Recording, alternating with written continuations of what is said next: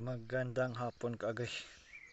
Maghalo tayo kaagri ng pataba kaagri ng NPK at saka calcium nitrate kaagri. Tapos ilalawin natin kaagri dito sa drum kaagri.